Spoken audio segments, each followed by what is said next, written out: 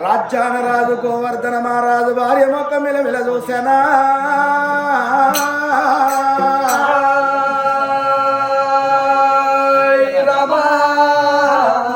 నీలారుగన్నే ఈడు గాని ఈడు లోపల ఇంత చిన్న వయసు లోపల నా తోడు వాసి నా నీడ వాసి నన్ను ఒక్కరిని వేసి ఒంటరిని వేసి పిల్లల కోడిని వేసి బామా నీతో నువ్వు చూసుకున్నావానే బామా ఆడవాళ్ళ చేతు లోపల అర్థమాగదంటారు మొగోళ్ళ చేతు లోపల పిల్లగళ్ళు దక్కరంటారు నేను పోయి నువ్వు ఉన్నా గాని కొంగు నడుముకు చుట్టుకొని నా కొడుకు బతకాలి నా బిడ్డ బతకల్లా అని కాయకట్టం వేసి పిల్లగళ్ళను దాడుకుందువే బామా ఓ బామ నీవో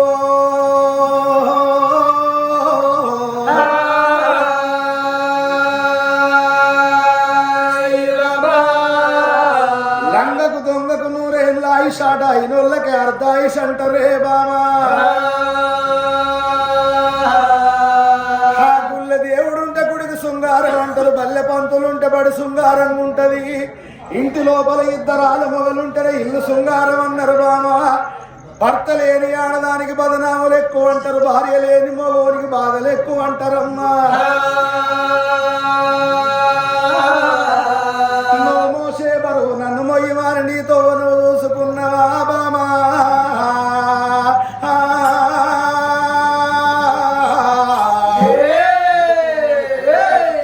ఈడు గాని ఈడు లోపల ఇంత చిన్న వయసు లోపల నాకు దూరం అయితేవా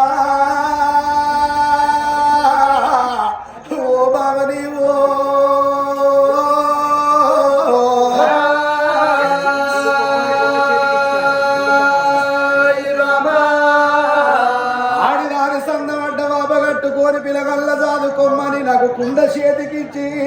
నీ తొవ్వ నువ్వు చూసుకున్నవానే బామా నీ దారి నువ్వు చూసుకున్నవానే బామా బామా నీలారిగండి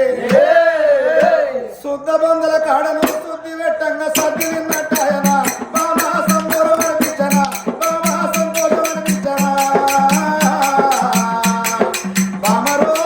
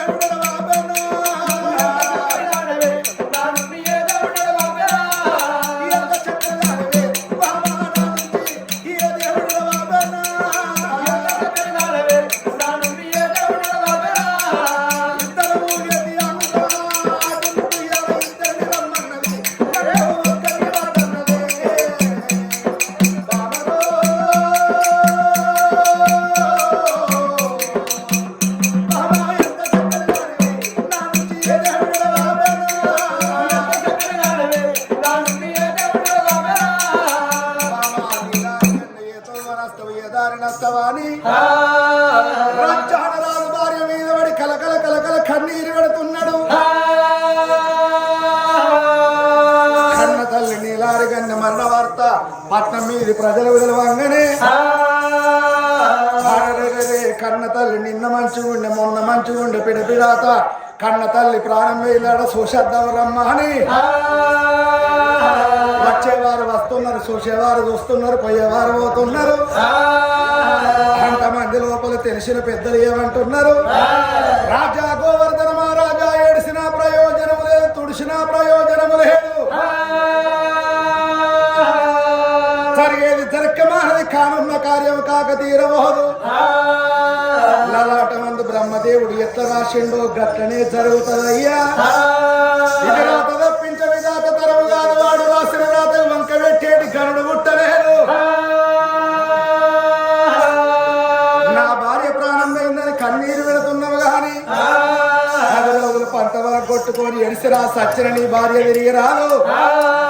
జరిగే కార్యక్రమం జరుపుదానన్నారయ్యా. ఓ పెద్దలారా,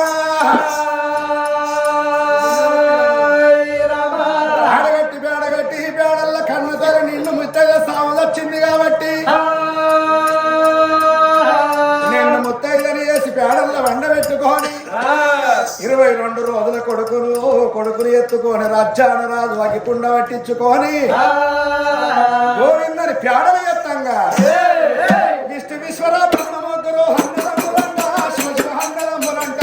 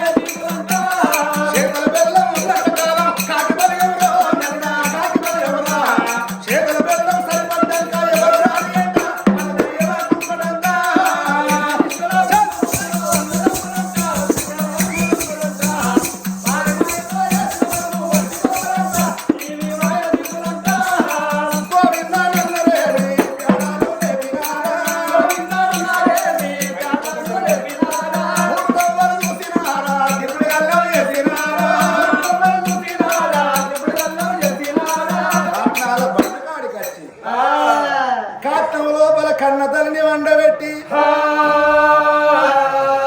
22 రోజుల కొడుకు చేత కాత్నానికి అగ్గంట పెట్టిండు.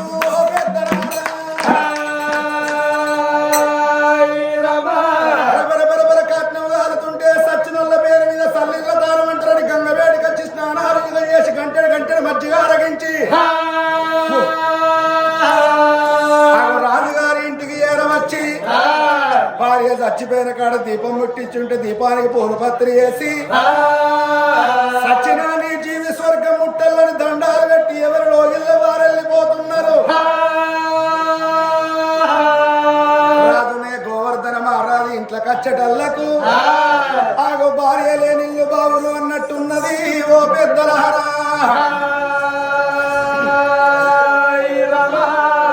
జ్ఞాపకాలు వారికి వస్తా అంటే కలకల కలకల కన్నీరు పెడుతున్నాడు. ఆ రోజు అట్ల తెల్లారిపోయి తెల్లారితే 2వ రోజు, మరో తెల్లారితే 3వ రోజు, 3వ దినం నాడు పక్షికి పెట్టిండ్రు, 5వ దినం నాడు పక్షికి పెట్టిండ్రు, 9వ దినం నాడు శనకర్మ చేసిండ్రు, 11వ దినం నాడు పెద్దకర్మ చేసిండ్రు. దానముల దానం అన్నదానం గొప్ప అంటారు కాబట్టి భార్య పేరు మీద అన్నదానం చేసిండు గోవర్ధన రాజు. ఆ 11వ రోజు నాడు ఆటకాళ్ళ పిలిపించి ఆటలాడిస్తారా అని ఎక్కడికెళ్ళి కళాకారులు తీసుకొచ్చి రామనామ స్మరణ కూడా జరిపించిండయ్యా.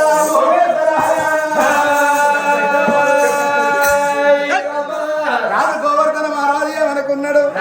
నా భార్య ప్రాణం పోంగ ఏమన్నది? నా రామారులగ్గ వాడక మళ్ళీ పెళ్లి చేసుకోకన్నది కాబట్టి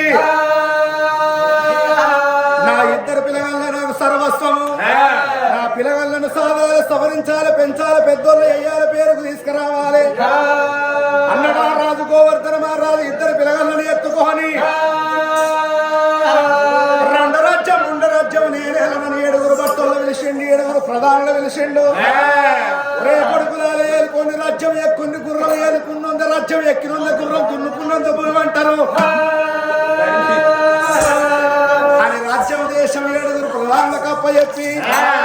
ఆడదాని సంఘం అడ్డబాబు కట్టుకొని ఇద్దరు పిల్లగల్ల దాదుకుంటారా అని ఏడేడు మేడల్లో చూడంగా ఏడుగురు దాసోళ్ళు కనబడ్డారు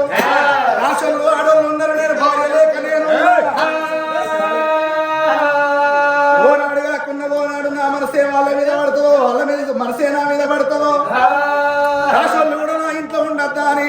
ఏడుగురు దాసోళ్ళు బంధు పెట్టిండే రాజ్యాల రాదు ఇద్దరు పిల్లగల్లో పట్టుకొని ఎంత పురం లోపల రాజునే గోవర్ధన మహారాజు ఎండి గిన్నెల ఎన్నారు వసి పౌడి గిన్నెల పాలారు వసి గౌరంగా గోరముద్దలు పెడతా అంటే పిండి వెన్నెల మరిగినట్టు పిల్లగల్లు వెరగబట్టరా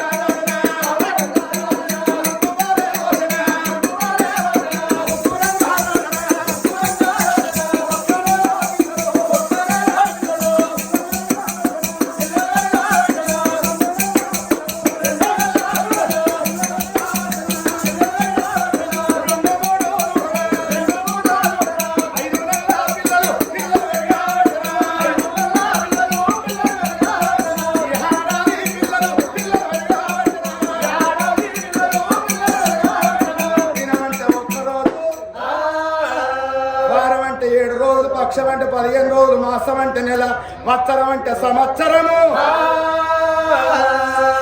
ఇంతే ఇంతే ఇద్దరు పిల్లగాళ్ళు కొడుకు సుమిత్ర మహారాజు బిడ్డ రత్నవెల్లి 5 సంవత్సరాల పిల్లగాళ్ళని పెరిగిందయ్యా ఓ పెద్దలారా 5 సంవత్సరాల పిల్లగాళ్ళను చూసిన కన్న తండ్రి ఏమనుకున్నాడు నా బిడ్డ రాస కులం లోపల పుట్టిండు రాస బుద్ధులే రావాలి కానీ లంగ బుద్ధులు రావద్దు లంగల సోపతి పెడితే లంగలు అవుతారు దొంగల సోపతి పెడితే దొంగలు అవుతారు తాగుబోతోళ్ళ సోపతి పెడితే తాగుబోతోళ్ళు అవుతారు తిరిగిపోతోళ్ళ సోపతి పెడితే తిరిగిపోతోళ్ళు అవుతారు నా ఇద్దరు పిల్లగలు చదువు శాస్త్రాలు రావాలి నాది చక్కెర శుక్రవారం నాడు ఇద్దరు పిల్లగలు స్థలాల స్నానాలు పోసి పలక బలపాలు చేతికిచ్చి సదవీయ బల్లల్లో చేరియేసిండు గోవర్ధన మహారాజు గోవర్ధన మహారాజు ఇద్దరు పిల్లగాళ్ళను సదవీయ బల్లల్లో చేరియంగానే సుమిత్ర మహారాజు కన్న బిడ్డ రత్నవెల్లి సారి చెప్పిన మాట సక్కంగా వింటున్నారు గురువు చెప్పిన మాట గుర్తుంచుకుంటున్నారు పంతులు చెప్పిన మాట పాటించి వింటున్నారు సదవీయ బల్ల లోపల ఇద్దరు పిల్లగాళ్ళు చదువులు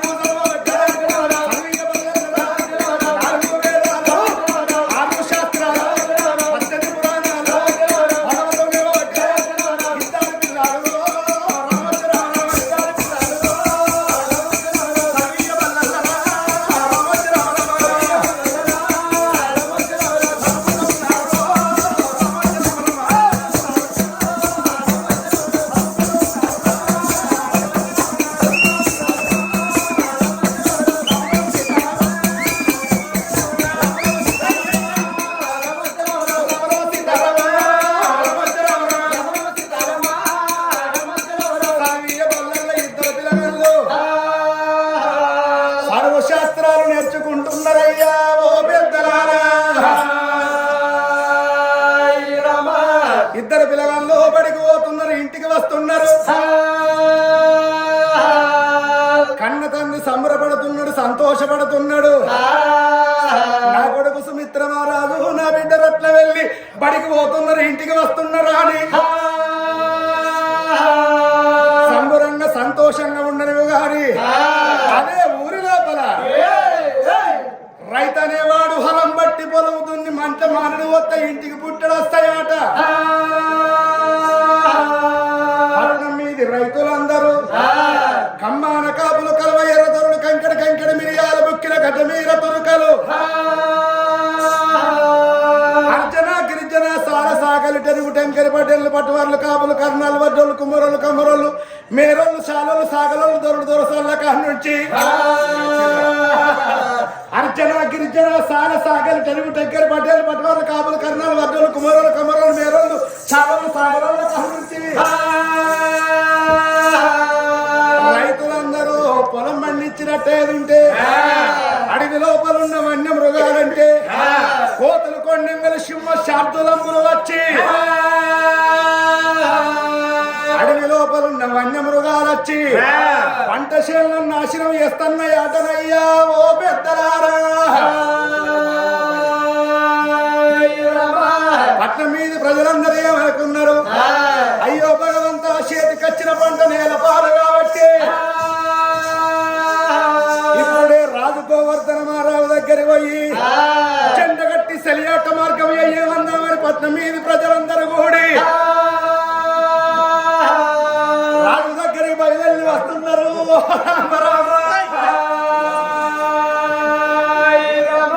ఎట్లా వస్తున్నారు అల్లల్లనే రాడి అల్లనే రాడి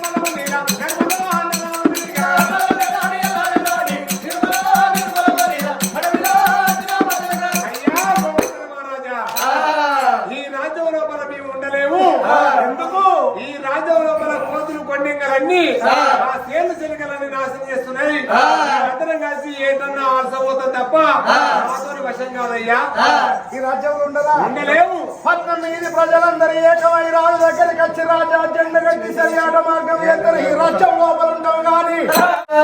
లేకపోతే మూట తట్టబుట్టలు అదురుకోరి ఏ ఊరికన్నా పట్టడానికి పట్నం పోతారంటున్నారే పట్నం మీద ప్రజలు తట్టబుట్టలు అదురుకోరి పోయేటట్టు ఎత్తాంత కొడుకు కొడుకా రేవంత్ రెడ్డి అసలు బాధ్యత కేసీఆర్ పోయింది ఆయన పెడదామన్నాడు ఆయన పోయి పన్నాడు బాధ్యత రేవంత్ రెడ్డివి అయ్యా మమ్మల్ని ఓనియకు బాధ్యత ఏదన్నా గతి చేసి బాధ్యత మమ్మల్ని మిమ్మల్ని ఏదన్నా స్కీమ్ పెట్టి కాపాడుతా కొడకలేదు మందు స్కీమ్ పెట్టు మందు స్కీమ్ పెట్టు మందు స్కీమ్ ఎట్లా పెట్టాలి చెప్పేది పుల్లు కొట్టే కోటు బిర్యానీ అంటే పుల్లు కోసం కోట్ల కోసం డాక్టర్ బాధ్యత ఇది ఒక ఉన్న పేరు షాపులే బంద్ పెడుతున్నారా కొడుకు